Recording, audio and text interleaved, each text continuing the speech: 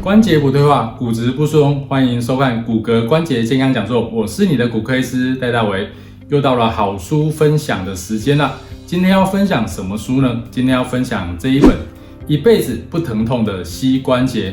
其实最近我在想，无论我们功成名就，活得再久，只要拖着不变的双腿，我们将与幸福的人生应该会有一段很大的差距哦。你想想看，如果你在60、70岁功成名就了以后，你却只能因为膝盖痛坐在家里面，那儿子啊、孙子啊想要带你出去玩，想要陪你出门，你都没有办法跟他出去，那这样子人生会有什么意义呢？你应该也会想说，不管年纪再大，应该要有自己很方便的行动能力，这样子才会有生活品质吧。好，这一本书呢，它是一本翻译书，是一本从韩国过来的书。那它的作者是韩国延世友爱医院的高永坤医师，他是一位骨科医师，也是一位膝关节的专家。那这本书呢，从膝关节的解剖讲到各种关节炎的诊断啊、筛检啊，还有治疗的方式，讲得非常的详细，而且最后也提供了一些预防关节炎的生活方式给读者可以做参考。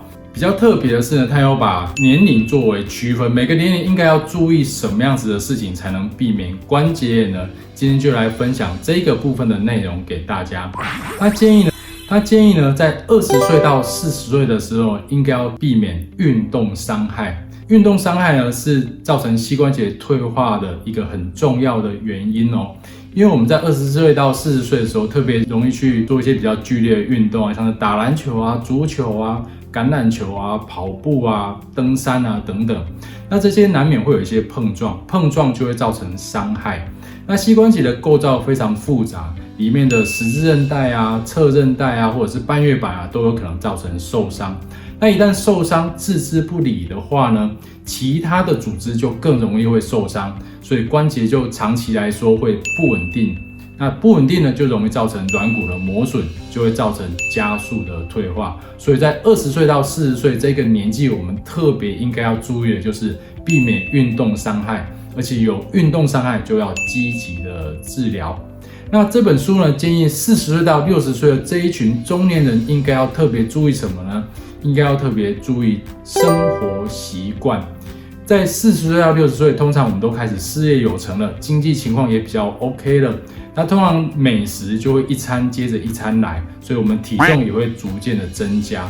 那各位要知道，退化性关节炎是一个跟体重非常有关系的一个疾病，体重越重，你罹患膝关节炎的机会就非常的大咯，所以一定要特别注意体重控制。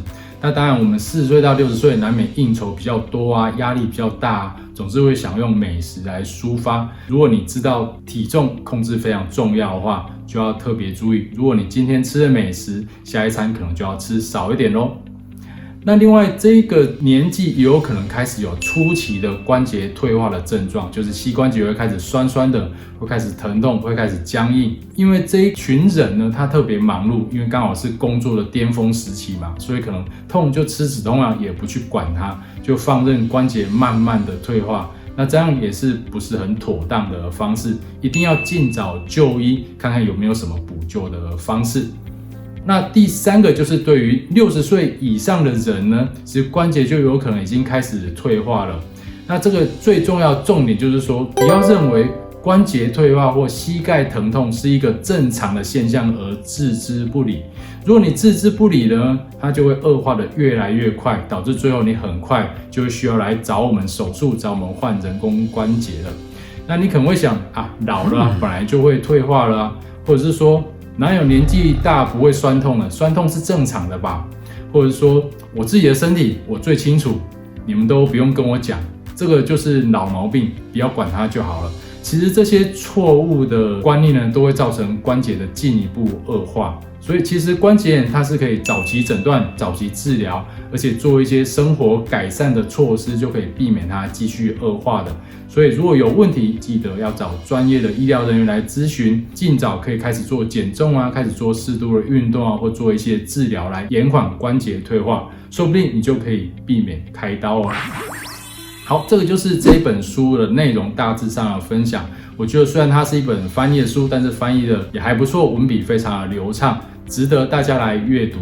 如果你是关心膝关节退化的朋友，或者是你家里面有长辈有膝关节退化这一类的问题，可以去买这本书来看。这本书是一辈子不疼痛的膝关节，值得推荐给大家。